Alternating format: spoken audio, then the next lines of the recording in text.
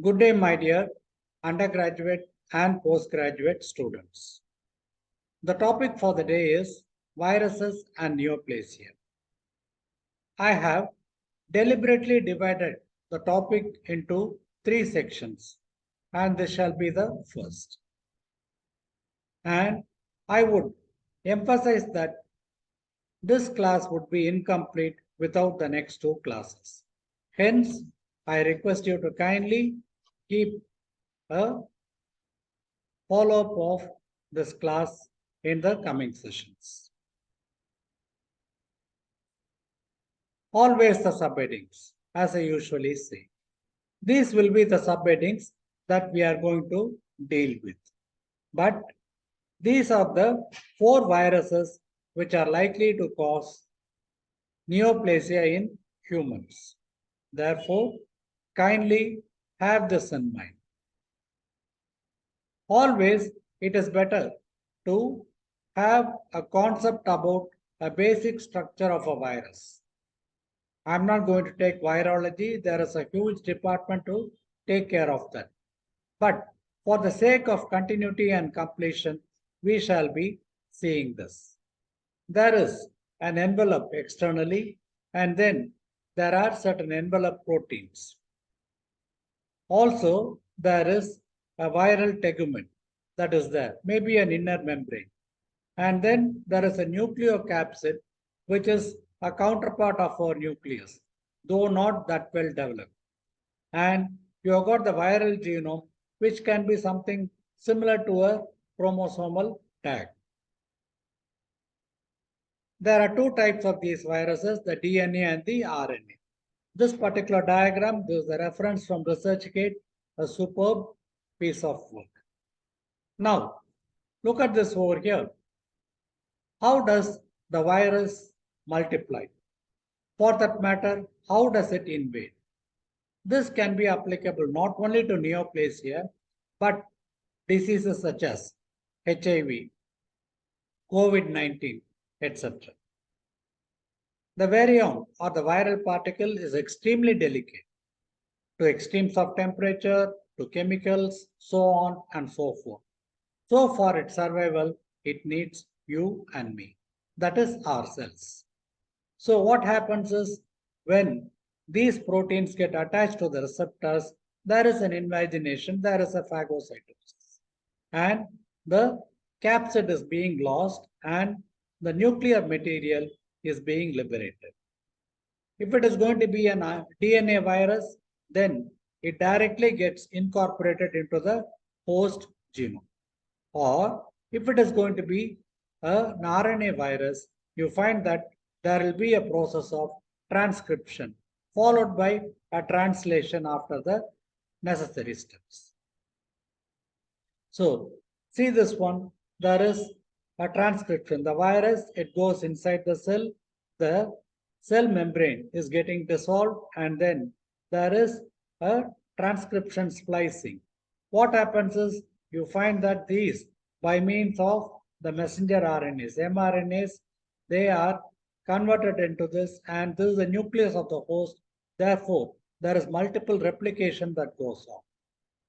For this, a lot of energy is needed, the ribosomes and the Golgi apparatus. Finally, you find after the multiplication, these particles come out. Now there is only the nuclear material. There is no cell membrane because it has been dissolved. And the virus is very clever. It uses your cell and my cell to regenerate its own cell membrane. And finally, you get another virus. This is how it multiplies. Please have this in mind. And once its work is over, the host cell is invariably killed. Basics are basics. Be strong in them. Thanks to Wikipedia for the viral replication. Now, in carcinoma or in oncogenesis, you find that the same thing happens. This is our cell. The normal cell is over here, and this is the DNA. And any of the cancer forming agents, you find that there is a viral invasion, and then this gets incorporated into the host DNA. Once it is there, you find that it will not follow any of the regulation mechanisms. It has its own way of functioning. As a result of which, when there is going to be a superadded affection by means of, say, radiation or chemicals, etc., this is what we call a multi-step theory of neoplasia. This gets activated, and ultimately the host cell is getting converted into a cancer cell. And all of you know the definition of cancer or a neoplasm. It continues to grow in the haphazard manner that it likes, even after cessation of the stimulus that evoked its growth. So this one we shall follow. This is the source of the reference for the superb diagram. Once again, Wikipedia. You don't have to teach people how to be human. You have to teach them how to stop being inhuman. Since it is a human one, I thought it is in another context that it is not so very easy to be human. And at least we can avoid being inhuman. Oncogenic viruses. Always a list. If you go to the list of oncogenic viruses, it will be vast and never ending. But luckily or unluckily for us, the list is short for the human neoplasia. Basically, you can divide them into the DNA viruses and the RNA viruses. And in the DNA, you find that there can be the human herpes virus, which can lead to Kaposi sarcoma.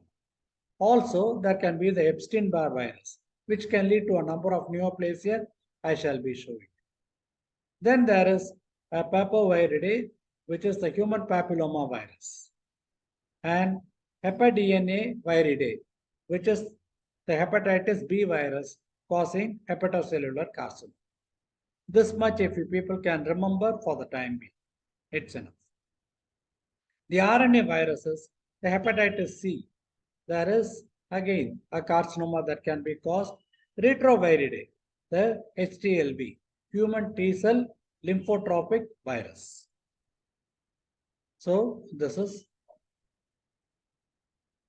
please remember, it is not inhuman, it is all human.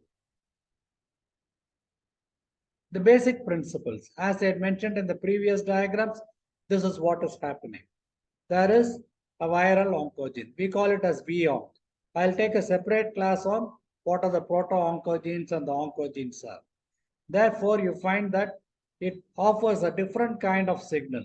This is called the oncogene expression, which can lead to proliferation of the cells, increased survival, DNA repair even after the damage, preventing apoptosis, genomic instability, lengthening of the telomeres, and cell polarity, etc. Almost all the characters of a cancer cell. Any of these can be brought into use, and therefore you find that there is a development of a cancer.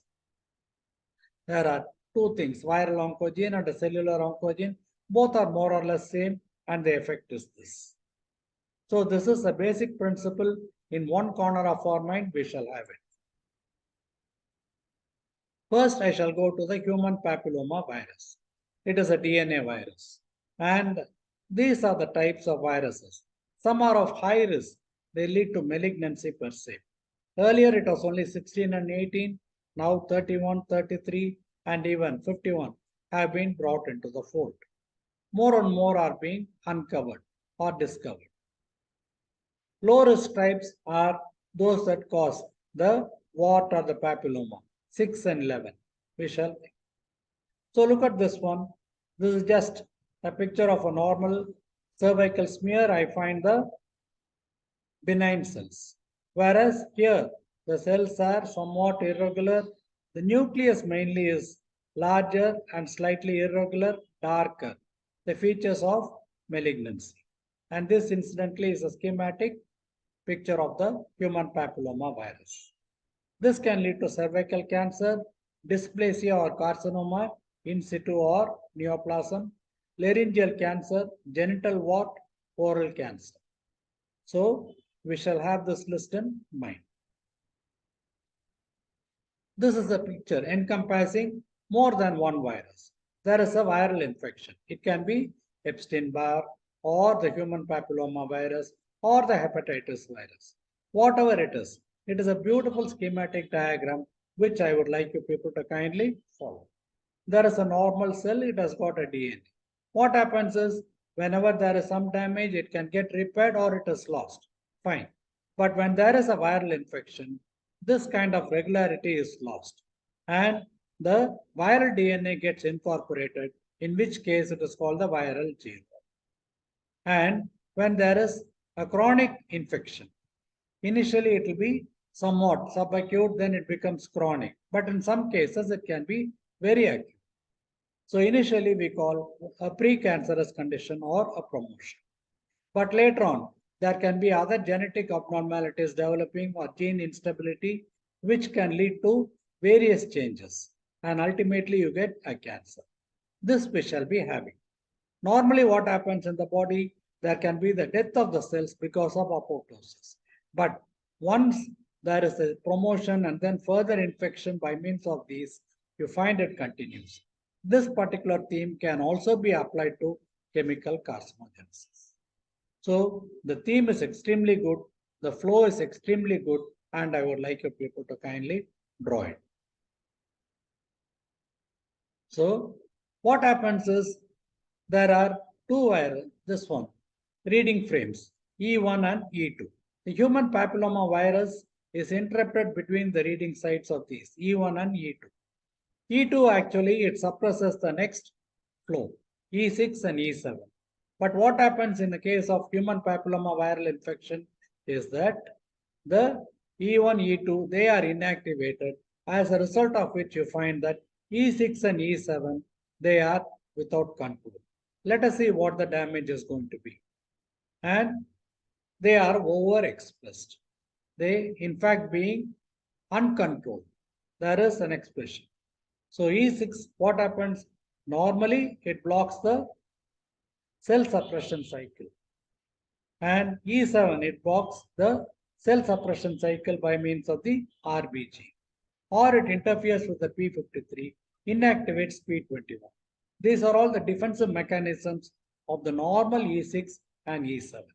But in a case of human papilloma virus, let us see what happens. Look at this.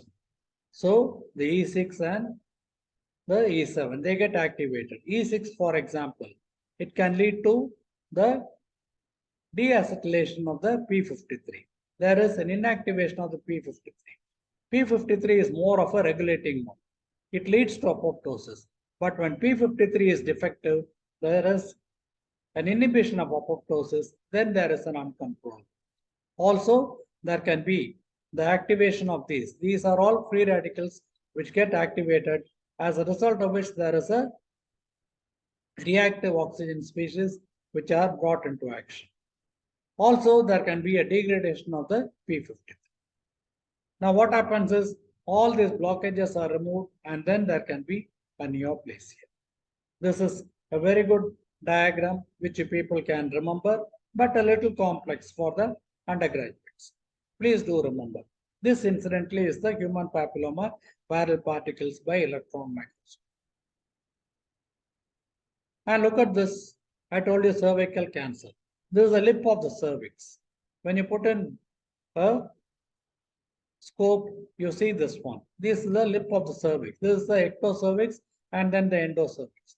This is normal. Whereas in this case, I am finding some kind of irregularity and the smoothness is being lost. The texture is also changed. So it is a low grade. Then it becomes more prominent and irregular. Finally, it becomes a proliferating, almost a cauliflower-like growth, a cancer cervix. So this is one. This again is a reference for this particular flow diagram. Human papilloma virus is actually necessary, but it is not sufficient for producing a cancer.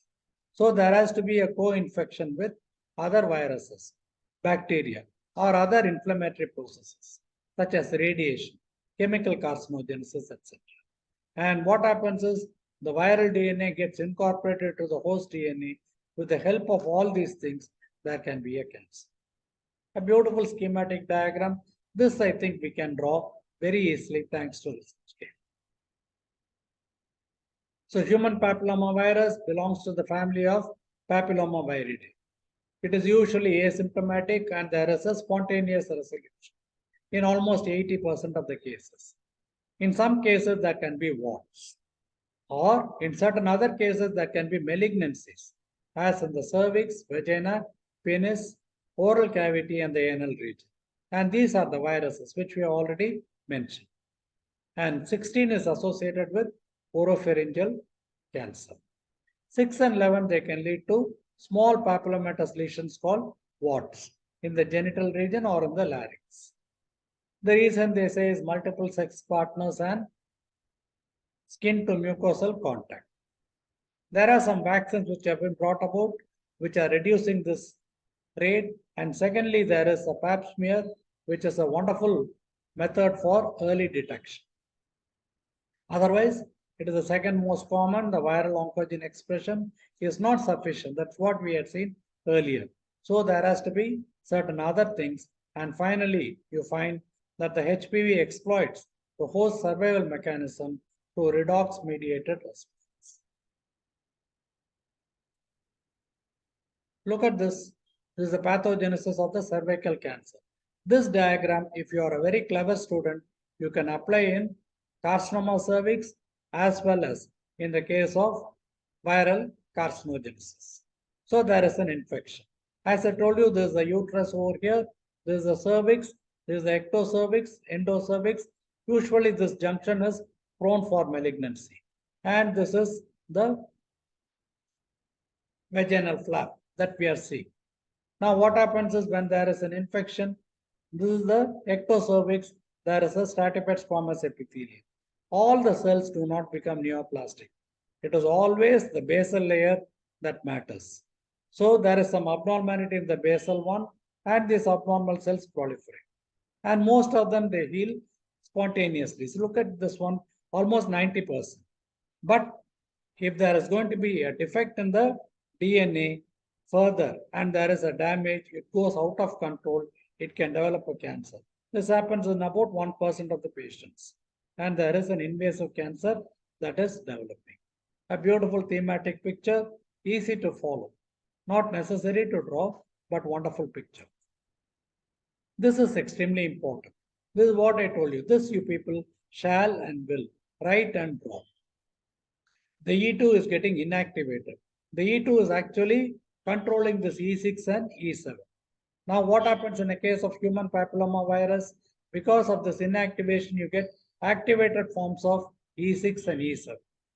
The E6, for example, it acts on the P53, and there is a degradation of the P53.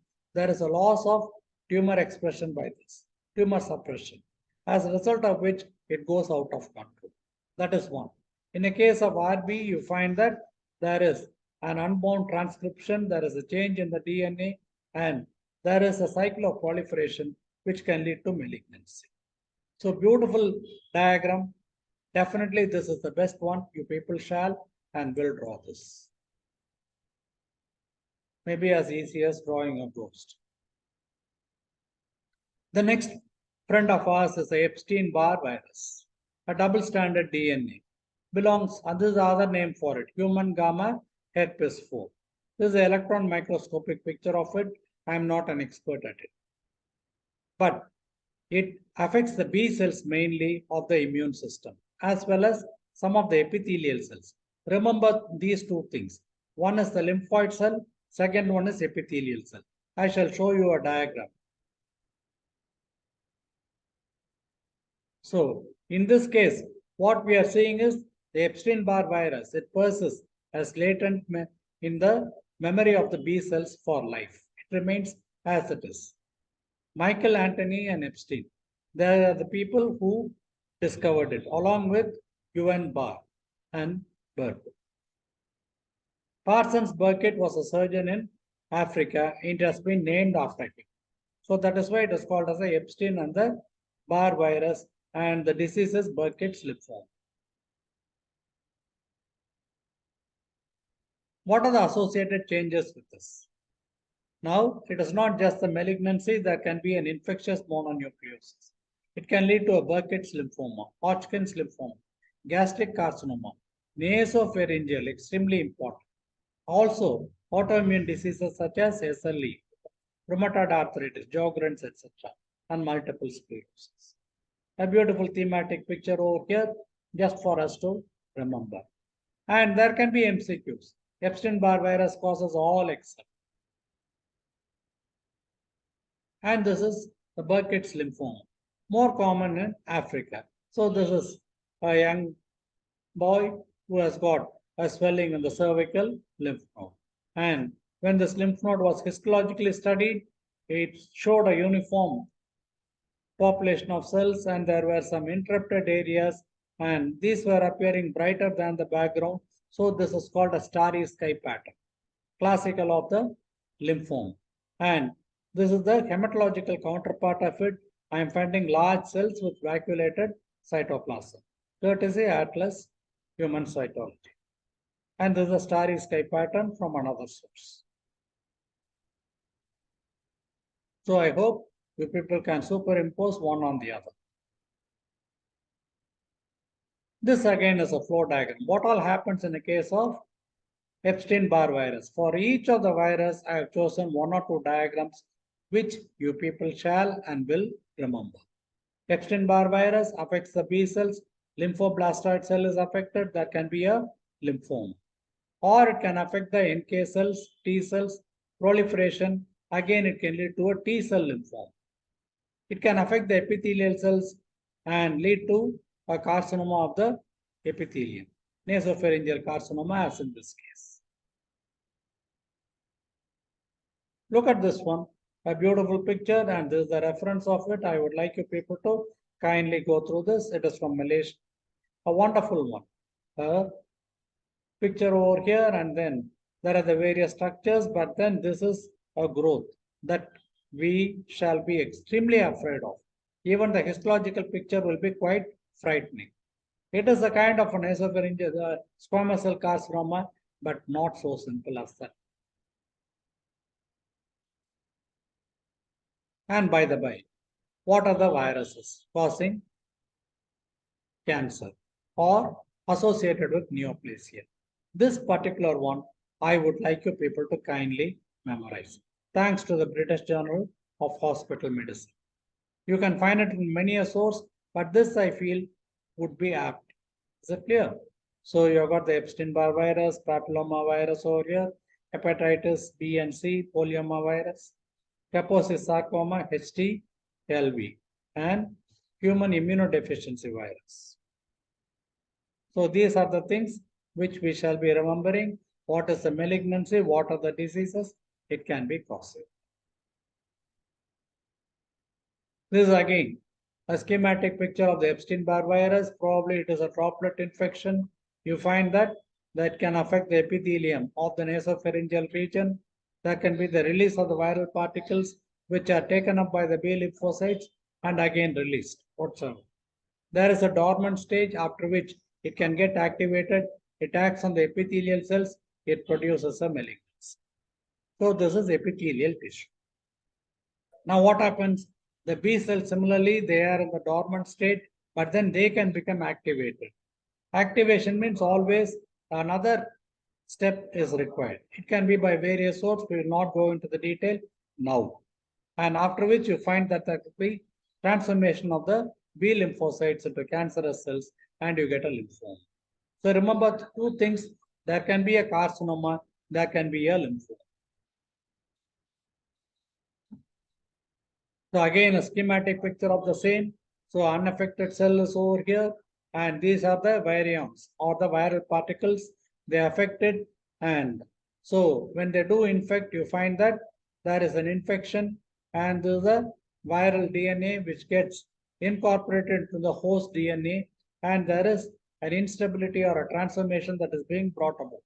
There is a continuous proliferation. There can be a death of it, or it can be remain in a latent stage for quite some time. There is a proliferation. Finally, there can be a release. Again, the virus can be released to infect more cells. This is the basic philosophy of viral infection. This is a problem with HIV infection also. Epstein Barr virus. What is the pathogenesis? So this is again a beautiful one. Probably the postgraduates can be taking this up. And this is a source of reference.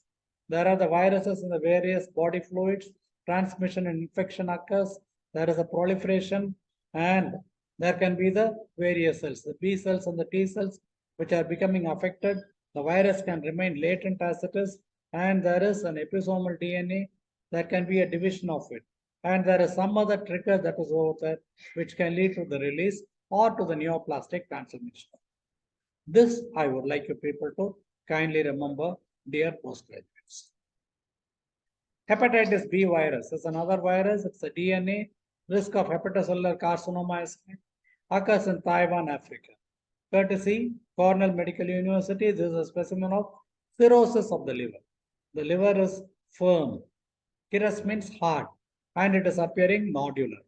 And you find that it is somewhat shrunken in size, but still it is cirrhosis due to hepatitis B virus.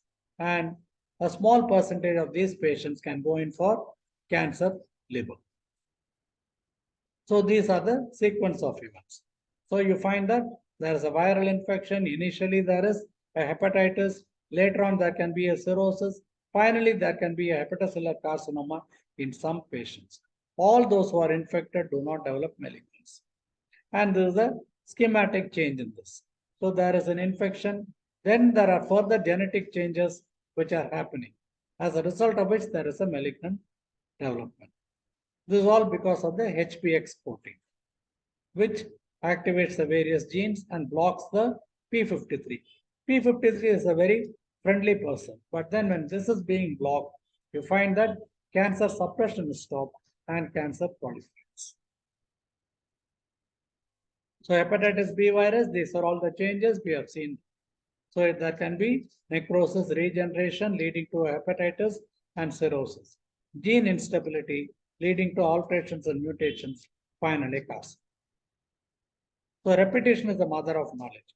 You keep on repeating this, or rather listening to my class, then go back to my book or your book. You find that you can recollect most of it. So this again is the same thing. What happens is the oncogenic effect. There can be insertional mutagenesis, chromosomal instability, or the production of the HPX proteins, etc., which can lead to hepatocellular carcinoma. So this is again given over here. And what they say is the insertion has to be near a specific point.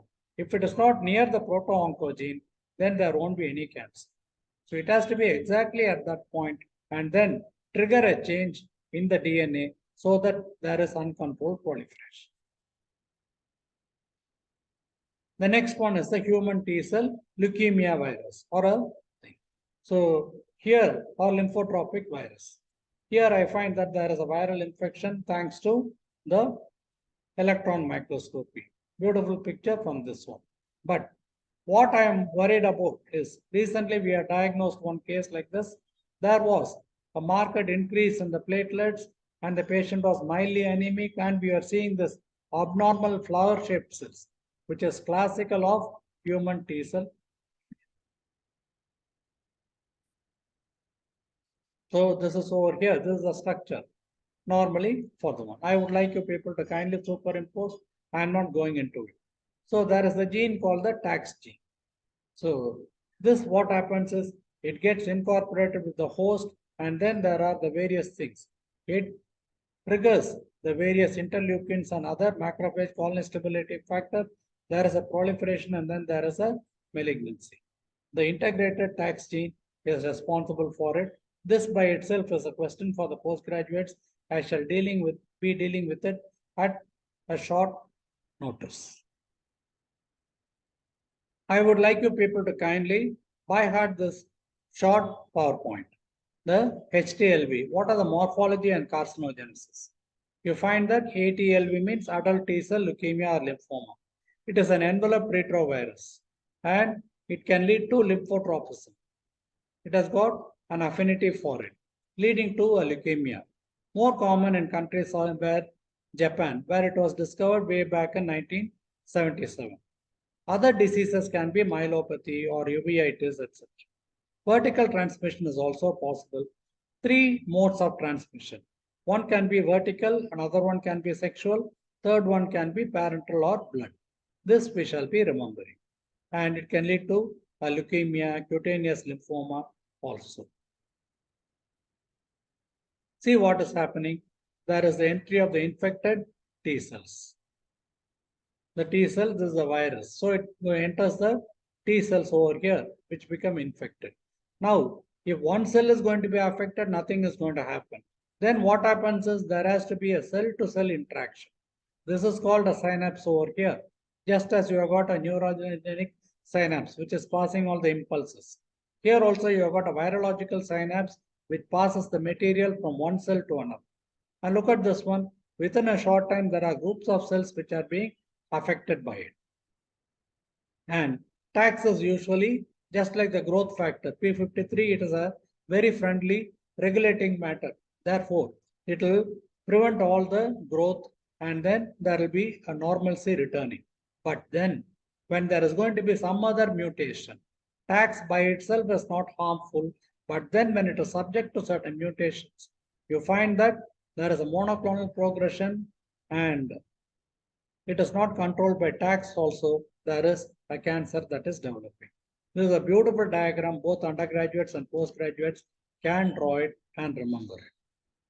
And there are the other things we will not be going into. Always, whenever apoptosis is being lost, cancer can be progressive. So, this has been HTLV, it has been known to induce tumors in mice. It resembles ATL. Tax mutation alters the gene expression. And this will affect the cell survival, cell proliferation. It goes out of control. It immortalizes the cells. That can be the accumulation of this particular material. Remember it if you can.